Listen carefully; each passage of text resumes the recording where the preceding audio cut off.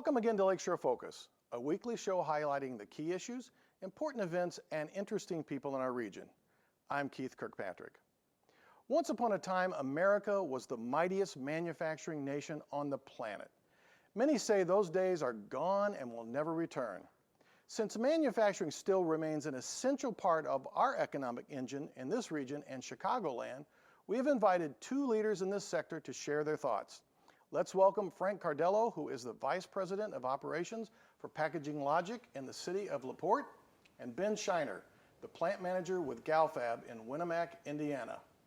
Some might say that I have invited two proponents to the show, but my experience with you guys is you're going to be pretty candid about all this stuff, right? Absolutely. Or argumentative. Or arguments, because you do have strong opinions about it, right? Yeah. Okay. So a little bit about your backgrounds. As soon as you start talking, Ben, the audience is going to go, where is this guy from? They'll probably figure it out. So where are you from originally? So originally I'm from London in the UK, and I grew up in the UK, in Israel, and in London again.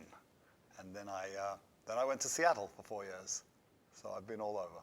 And did you spend some time in China also? I spent some time in China. I think I once counted that I've worked in 32 countries or something like that. Oh, wow. And you've always kept this good accent, right? I try. All right. So Frank, with a name like Cardillo, no Italian accent? No Italian accent. Family is from Sicily. I grew up in Michigan City, so I am local to the region. Of course, we live in LaPorte, and so for 47 years I've been around in this area. So was your parents from Parents Sicily? originally came from New York and then moved to Pittsburgh, and then my father worked in the steel mills in the 60s when they started building steel mills here. Wow. I always like getting people's backgrounds who are here because we are such a melting pot here in this region, and I think people's backgrounds are pretty fascinating. So we're going to talk a little bit about manufacturing, and so I guess to get some perspective on this of what you guys both make. Frank, obviously you're in packaging, right? So Sure. We got a couple things here. Is this? We've got a couple examples of what we Okay. do. Primarily we're in brown box or corrugated, and we make boxes for a living. But we're a little bit more than that at Packaging Logic. We consider ourselves an engineering company. So for example, if you had a problem with your material not making it to your customer and it's getting thrown around by UPS and it's broke, we'll design a box to make sure it gets to your customer safely. So is this box I got right here, is this the kind you can practically stand on? I wouldn't say you would stand on it, but it would certainly take a beating before the product gets Is he trying to say that maybe you could stand on, but not me? What's he saying about my weight? Perhaps. This other box you got's pretty clever. You guys do some pretty. This is the engineering part, right? Engineering part. That's actually what we call a display type box. Opens That is for a company actually in Hatfield, Pennsylvania. So we do ship a little bit outside of our region. Oh. So there's a box within several boxes inside, and we actually make the box and fold up the box for our customer. So you make all of this, All of that, that's correct. okay? And you engineer it, and all this is done in LaPorte. All that's done in LaPorte. We have a very good engineering staff that allows us to get the business to tackle any customer wants and needs. And look at this. I even know how to put it back together. This is even amazing, and it's so engineered so well. Yes. Is that right? Yes. So how many employees do you have there? We typically range between about 43 to about 48 people, depending on seasonality. We bring in a lot of temporary people to tackle some of the seasonality. In fact, right now, we're right in the middle of getting ready for Christmas. So we have a lot of display type boxes and boxes for a lot of our customers.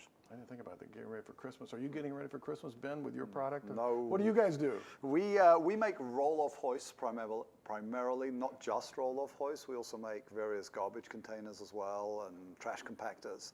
But the core of our business is the roll-off hoist. Okay, and we got a couple pictures I think we're looking at here. This is for like a roll-off container? Yep. So we'll make the container as Open well top. that goes on open top. Very good. Hey, how about that? You're impressed, aren't you? I am impressed. Yeah. So that we'll make these hoists in Winamac. Every Galfab hoist is made in Winamac, and most of them are mounted in Winamac, but not all. Some will ship out as kits. So you make everything except like the cab? We make everything except the chassis. Okay, so the chassis, everything else you built on there. Absolutely. You have a lot of competition for this? There's competition in Winamac. You don't have to mention their names. No, there's competition in Winamac and then around the country, yes, a fair bit, yeah. Okay. Well, I titled this show as Manufacturing Dead in America. I mean, we used to be the mightiest power in the world in terms of manufacturing, but we've taken a beating, it seems like, the past 30, 40 years. So and a lot of people are just kind of crying about it. Is manufacturing dead, Frank, in America? I don't think so at all. In fact, I mean, if you look at any statistics, we're still the largest manufacturer in the world. We are losing some of our competitive advantage, but you know, most of the jobs that we are losing here out of the United States are more for like commodity type products. But anything that has anything that's innovative or technology driven, we're actually growing. I like that category, and you know, obviously we must be growing because we're importing the English, here, right? Are there no jobs over in England for you? Sadly, I haven't worked in manufacturing in the UK for a long time. I worked in Europe a lot before coming here. I like American manufacturing. I think it's an easy place to manufacture in. I think the workforce is great. I think the school system puts out pretty good graduates that we can work with, so I enjoy it. So you don't think it's dead then either? Not at all, no. Some people think it's dying, though. Maybe it's not dead, but is it just diminishing? No, that's not my opinion. I think there's so much stuff to make. There's so many engineered products that can be built quickly and to good level of quality here in the US. And as I said, I think the workforce is flexible, and that makes things easy. So how do you respond when people do the normal, well, the Chinese are stealing everything. I mean, they're manufacturing everything for us. Everything you buy today is made in China, or India, perhaps. How do you respond to that when you guys say there's still a lot of stuff made here? Well, Frank? I'm in packaging, and our business has grown. If you look at even all our competitors, our business has grown over the last several years. A lot of jobs are coming back to the United States. We have an inequality in labor force when you look at any foreign country, particularly China, basically on wages. When you look at man hours production, the United States is the most efficient and most productive place in the world for manufacturing. Why do we forget this? I mean, why do we hear more the negative side than the positive side of this? I think probably because when you pick up a piece of electronic equipment, it says made in China. It's the consumer stuff is what you were talking about, Some right? things, yeah. A lot of it. I think it's not black and white. China, US, we will use Chinese components where we need it for competitive advantage. We'll use US-made components where they're heavy and we don't want to bring in heavy stuff from overseas. We'll merge the two in our factory to create a quality product. So you both also talk about your workforce. We're all on the workforce board, so that's where I know you from, where we talk about these issues all the time. You say a lot of positive things, yet comments are made that we really struggle around here with sometimes finding qualified people for jobs. Maybe not just qualified, but what's the struggle with our workforce, do you think? I think our biggest struggle is, as 2008, 2009, when we were in a mini recession, every company had to look at themselves and reinvent themselves and how they're going to survive. And the only way you can survive is by becoming more efficient. By becoming more efficient, you have a tendency to eliminate some of your workforce because you're through innovation or through technology. Those jobs that were normal jobs that everybody was used to having are no longer even available anymore. And so they're more advanced now. So instead of having 5 people on a production floor doing the same thing, now I have a machine that replaces those 5 people. We need the person that can actually run that machine. That's the lacking, is that expertise or the ability to run that machine and troubleshoot that machine now. That's the jobs that are available, and they will continue to advance as we go into the future. So you need people who really can operate equipment. I mean, that's a huge part of it, right? The skilled guys, yeah. And I also think we can't look for that perfect worker that's going to be ready to go exactly. We're going to have to, we have to accept that we bring people on board who have the right attitude, who have the right basic skill sets, and then we train them to do the job the right way. There's also talk sometimes that young people don't really understand the opportunities that are in manufacturing. I'm actually, you guys may not know this, but I'm an old manufacturing guy too. I love the smell of cutting oil in the morning. So, and I loved it. It just really kind of got in my blood. But I found it exciting. What's wrong with people not understanding the opportunity? I think it's manufacturing is at fault. We haven't sold ourselves to the youth. When I say youth, I'm saying anybody under 30 years old and that 18, 30. We have to sell ourselves. Say, you know what? The dingy workplace that you saw the pictures that your grandparents might wear, it's not like that anymore. It's clean environments. We have to be clean because of the technology that we use. We have to make sure that we're safe. So it's a it's exposing that to them and not having that perception that they've grown up with, or what other people who aren't familiar with the manufacturing environment. Yeah, there is dirty jobs, but you're going to get compensated for working in those jobs. You know, that's interesting, because I do remember, you know, years ago as a kid, or just in my younger years, you would hear people who worked in manufacturing who had pride of product and pride of job. And they would say, man, I like where I work hard, and this is what I produce.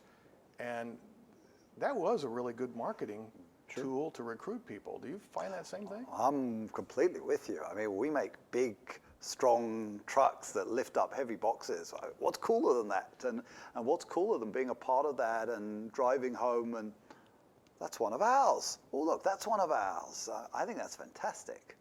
Or even, I made the part, that part on there, right? So, you know, I had a statistics teacher in grad school that, you know, it's like, oh my gosh, this is such a boring subject, but he was so excited about what he taught, it made it fun. You guys both seem pretty excited about what you do. I think a lot of it is, there's a cultural shift going on, especially in the last decade, and people's wants and needs. Nothing is going to be given to people to be taken. You have to work for it, and we have to get that ethics of work back into mainstream. We're not going to be giving things away. Everything has to be worked for, and understanding that work ethic and taking pride in what you do. I mean, that comes at home. That comes from your parents' upbringing. We can show you everything that we need you to do at work, but what comes from inside to understand that true professionalism and what you produce, you should be proud of. And trust me, that's something that we try to do at Packaging Logic and create that culture, is be proud of what you do, because we're doing a favor for our customers, making sure that we're proud of our products we ship out. And you can see those boxes and go, hey, we made that, right? We put that together. You still here in this region and around, there aren't any jobs, or there's no good jobs around. What's your response to that? Come work for us. We're hiring. We're hiring, and being in Pulaski County, which has one of the lower unemployment rates, we're pulling from further around. I mean, I think it's harder to find the right workers always, but there are jobs, absolutely. So how many people work at your place? We have 100 people now. So you're 100, but you guys have positions open at this point. We do, yeah. And again, what kind of people are you looking for? We're looking for planners, we're looking for mechanics, we're always looking for welders. So we have plenty of work. But they got to start with the right attitude, right? The right attitude, and it's all about back to basics. Be safe, do a quality job, pay attention to what you do. So yeah, when you say the right job, I guess I got to throw that question back at a prospective employee. Says, well, what do you think that you should be doing? I mean, when we consider work, I like to pay people for working for 8 hours a day. So if you're going to come to work and not work 8 hours a day, you're not going to last that long. I mean, every employee to most manufacturers are considered assets. And like all assets, you have to have a return on that asset. So if I'm not going to get a return, I can't have employment for you. So that has to come from that employee first, is what do you think you're worth? And if you're going to think that you're going to sit around and do nothing all day, you're not going to have a job. So we're going to be looking for those employees that want to work. You know, I read a great quote, hire for attitude, train for skill. And that's hire the character, hire the attitude, we can train the skills. Now, it's interesting. You two are bosses, and I think, again, some people's perception as a boss in manufacturing is some guy who walks around, yells at everybody, throws things, curses a lot, you know. You don't either seem that type. So do those people still exist? Or do you turn that way sometimes? No. You know what, and like I said before, every generation, you handle every generation a little bit differently. I mean, right now we probably have 4 generations that we have to deal with at work. People that are in their 60s to people that are in their teens. So we have a lot of, and how do you have a lot of challenges in how you deal with each one of those generations. You cannot be a good boss if you're a yeller or a screamer. You have to be a listener. My job is to work for my employees. So they can't do their job unless I give them the tools to do their job. So I basically work for them. I agree exactly. The people who work for me have seen my inverted pyramid that I show, where at the top we have our customers. Then working for our customers, we have our shop floor employees. Working for them, we have our administrative staff. Working for all of them, we have me sitting basically at the bottom. But you're not throwing anything either, right? No, but I do try and get passionate about the product, about safety, about what we do, because I think that's infectious. Passionate about safety, I think that's probably pretty important. So what do you do in both your cultures and both your places that you think make it a better workplace to be at? I mean, what are you doing that's like, I think this gives us an edge? Absolutely, listening is the #1 skill. Continually training, patting people on the back for good performance, and not only them individually, but doing it in a group setting. I can't necessarily pat somebody on the pocket all the time, but patting them on the back goes a long way. And we forget about those little things. These are the human things that left the workplace that you need to bring them back in. And we're all on the same team. If packaging logics, if everybody's not doing their job, we do not survive. So tell me somebody you patted on the back recently and Sure. why. Just yesterday, we walk through the plant every Wednesday and do a safety walkthrough, just for looking for anything general because things can break. One of our employees came up to us and said, "You talked about having a tornado drill, but we do not have fire sirens or emergency lights in the bathroom where everybody goes." I'm like, what a great idea. How come I never thought about that? You're right, because that's where everybody goes. That's where everybody goes, but I never thought about putting an emergency light in there so we would have lighting when the power went out, just in case there was a tornado. So you said, Congratulations in front of 45 people. That was an outstanding idea. And I made myself look terrible because why didn't I think of something like that? Right. Because that's what I do is review that kind of safety stuff. But I love those kind of ideas from employees. They should be congratulated for something like that. So what do you do, Ben? You think you talked a little bit about I try to get passionate about the product, but what other things do you do that really makes the employees say this is a great place to work? Thank you. First of all, thank you. Saying thank you to people, and trying to celebrate success is very important. You know, we had a great little exercise a few weeks ago. We're going to celebrate it with a nice cookout barbecue type thing, and actually the team that did best will get a little gift and a sort of thank you gift in front of everybody to embarrass them a little bit in front of everybody. I think ultimately they like it, but makes us wonder what the gift's going to be, doesn't it, Frank, when they're going to embarrass everybody with it? So. There's nothing the matter with healthy competition. I have 4 flexible folder gluers in our plant, and they can run a lot of boxes. And to pit the teams against each other, of course, we have to make sure that the quality is always there. But it's fun to watch them because they do get pretty aggressive on competing. We move people around a little bit so we can't have your best employees all at once in cross-training, but it makes that day go by a lot quicker when they can turn to the right or turn to the left and see how everybody else is doing. And then at the end of the day, when we show our statistics out there, you guys did an outstanding job. I wanted to comment that I'm right in the middle of our ISO audits, and we get our full audit done in September. And I was very proud, and I communicated to the plant last year. We actually dropped our nonconformances by about 10-11% from last year, which is an outstanding task because we were doing a great job before. But everybody had to know that, and I had to share with them those statistics because, boy, you always have to improve for our customers. People talk about manufacturing diminishing, and part of that's through the automation process. It's kind of like agriculture. We used to use 5 people for what 1 person or a half person does today. So it's just changing. How do we keep manufacturing vibrant? Because it's still, I think, a very important part of our region, a part of the Midwest. How do we keep that vibrant here? First of all, we have to have great products, okay? Because great products, creating value and impetus to our customers is important. So we have to have great products. And we have to go back to basics: safety, quality, delivery, cost. If we focus on those things, and these are not high-tech things, we can keep industry here. There's so much to build and so much to do. So I think there's a bright future. I like that, so much to build. So what do you think we got to do, Frank, to keep that strong economy with a manufacturing part of our base? The biggest thing that we need to do is focus on our younger people and their training. There's a disconnect right now that I see between manufacturing and a lot of things that are getting taught in both our vocational schools and in our high schools. We're missing the boat on the wants and needs that Ben and I would need, or any other manufacturer would need, in terms of what is important to know. I'm not interested in them knowing a logarithm to solve some kind of application. I'm more interested, do you know what an Allen wrench is and how to use it? Basics, when Ben says how to use a tape measure and you can read up to the 16th of an inch, those kind of skills are missing.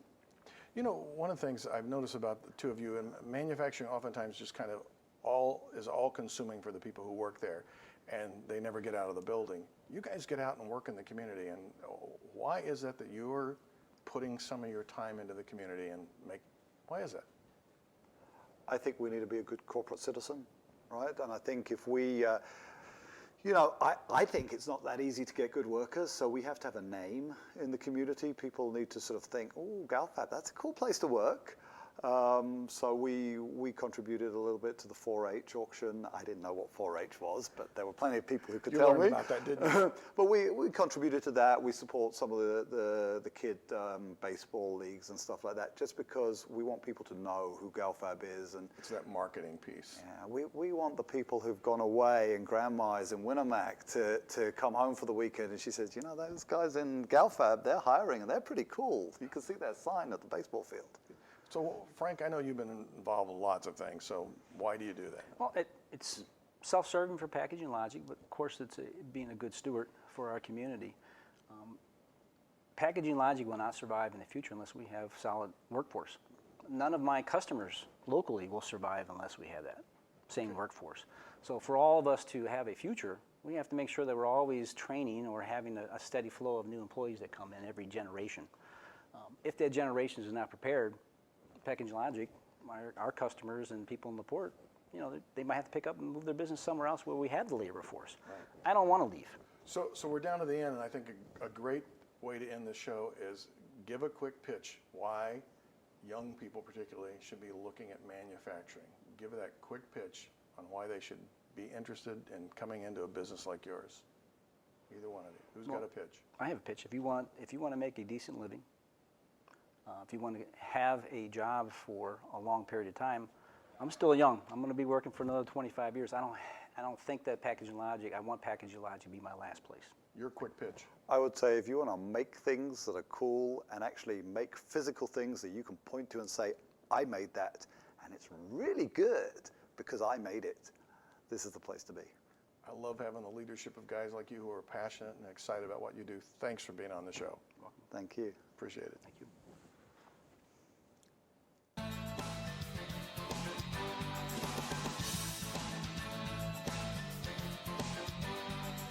In the hit movie Field of Dreams, which is now a classic, Kevin Costner's character, Ray Kinsella, hears a voice. It whispers, "If you build it, they will come."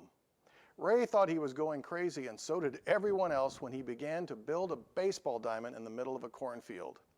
You may hear the same skepticism from people today about American manufacturing. We are building things, but they are not coming. First of all, I have never been a believer in the concept of if you just take the time to build it, they will magically come. I firmly believe that you have to produce products that have value to customers, and you have to make it available to them. Then we will hear someone scream, "American consumers only buy what's cheap and everything you want is at Walmart."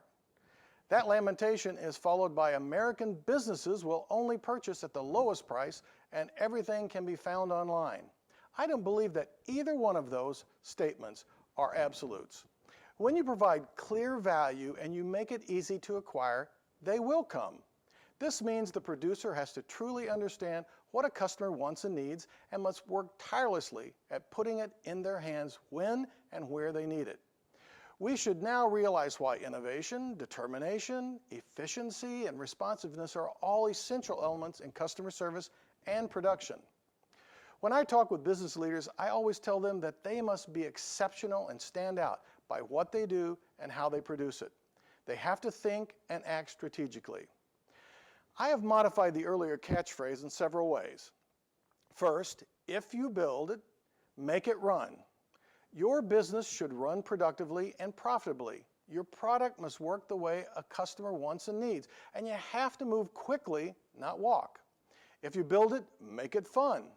Too many of us are working harder and enjoying it less. I have been there, and fun is better for everyone. If you build it, make them come. Your efforts should result in customers fighting for a place in line to buy your products. Replace the passive, "they will come," with the active, "make it happen." Remember, Field of Dreams was just a make-believe movie. In reality, we have to make the magic happen, and when we build it, they will come. Thanks for the comments and emails that you have been sending. Your thoughts about this program and what is happening in our communities are very important to us at Lakeshore Public TV. You can reach us at the email, address, and website listed on your screen. Our website offers many opportunities to watch previously aired shows like this one and many others. Join us next week for another Lakeshore Focus. I'm Keith Kirkpatrick saying, make a positive difference in our world today.